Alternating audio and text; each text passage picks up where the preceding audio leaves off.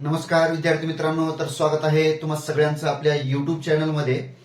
आपण कधी विचार केला असेल की हे जे होणारं चंद्रग्रहण असेल किंवा सूर्यग्रहण असेल हे नेमकं कशामुळे होतं, बरोबर आहे?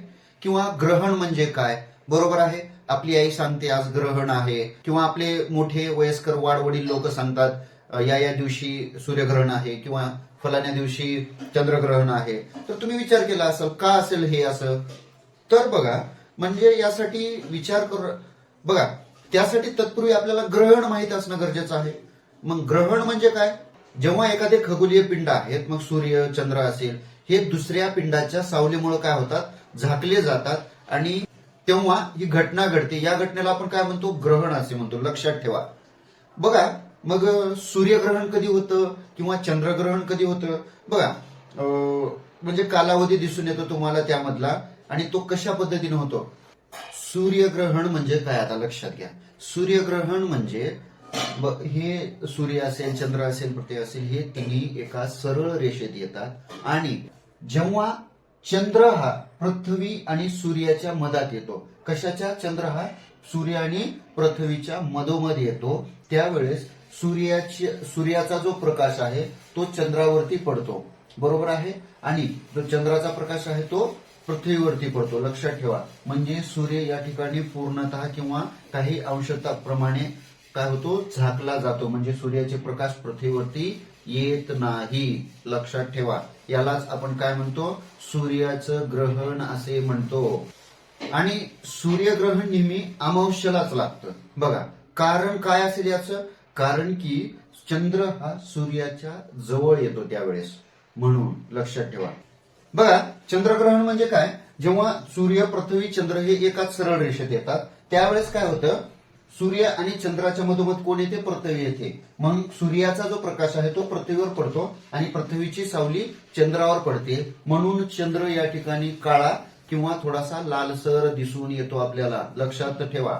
मग या सूर्यग्रहणाचे आणि चंद्रग्रहण काय होतं, पौर्णिमेलाच होत असतं. कारण काय असेल याचं? जसं याचं कारण होतं की चंद्र अमावस्येला सूर्याच्या जवळ असतो, त्यावेळेस काय होतं या ठिकाणी, कारण काय असेल? मग याचं कारण काय असेल? चंद्र कसा दिसतो इथं, सूर्यापासून दूर, म्हणजे विरुद्ध दिशेला दिसून येतो. लक्षात ठेवा. म्हणून पौर्णिमेलाच चंद्रग्रहण होतं. आता या हे जे सूर्यग्रहण आहे, या सूर्यग्रहणाचे प्रकार पडतात, तसेच चंद्रग्रहणाचेही प्रकार पडतात. सूर्यग्रहणाचे प्रकार बघा. पूर्ण सूर्यग्रहण, पूर्ण सूर्य म्हणजे पूर्ण सूर्याला ग्रहण लागलेलं. आणि अंशतः सूर्यग्रहण म्हणजे काही ठिकाणी, बऱ्याच ठिकाणी तुम्हाला अंशतः सूर्यग्रहण, सूर्यावरती थोड्याफार प्रमाणामध्ये ग्रहण लागलेलं दिसून येतं. आणि वलयांकृती सूर्यग्रहण. वलयांकृती सूर्यग्रहण म्हणजे काय? सूर्याच्या भोवती तुम्हाला त्याच्या भोवती एक वर्तुळ तयार झाल्यासारखं दिसून येतं का, त्याच पद्धतीचं वलयांकृती. आता बघा, तसंच चंद्रग्रहणाचेही प्रकार आहेत. तसेच चंद्रग्रहणाचे प्रकार काय काय? पूर्ण चंद्रग्रहण असेल किंवा अंशतः चंद्रग्रहण असेल किंवा उपछाया चंद्रग्रहण असेल. आता यातलं पूर्ण चंद्रग्रहण जे आहे, हा काय होतो बघा, हा पृथ्वीच्या छायेमध्ये जातो. कोण? चंद्र. म्हणून जेव्हा पृथ्वीची छाया चंद्रावरती पडते त्यावेळेस काय होतं, तो कसा दिसतो, तांबूस लाल रंगामध्ये दिसतो. म्हणून याला ब्लड मून सुद्धा म्हणलं जातं. कसलं?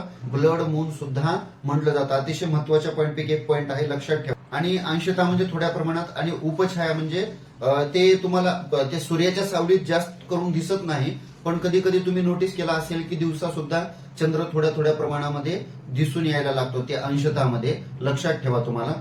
म्हणजे सोप्यात सोप्या पद्धतीनं तुम्ही लक्षात घ्या. आणि हेच आहे हा सूर्यग्रहण आणि चंद्रग्रहण. याच्या रिलेटेड तुम्हाला काही विचारलं तर तुम्ही सांगू शकाल. म्हणजेच सिंपल शॉर्टकट स्वरूपामध्ये सांगण्याचा मी प्रयत्न केला तुम्हाला. आणि लिखित स्वरूपात सांगलं नाही म्हणजे असं काही नाही, पण मौखिक स्वरूपामध्ये सुद्धा मी तुम्हाला छोट्या छोट्या स्टेपमध्ये समजून सांगितलेलं आहे. आशा करतो तुम्हाला आपला व्हिडिओ आवडला असेल. आणि आपला व्हिडिओ आवडला असेल तर काय करायचं तुम्हाला माहितीच आहे. नक्कीच लाईक, कमेंट आणि शेअर करून मोठ्यात मोठ्या संख्येनं सबस्क्राईब करायचे. धन्यवाद.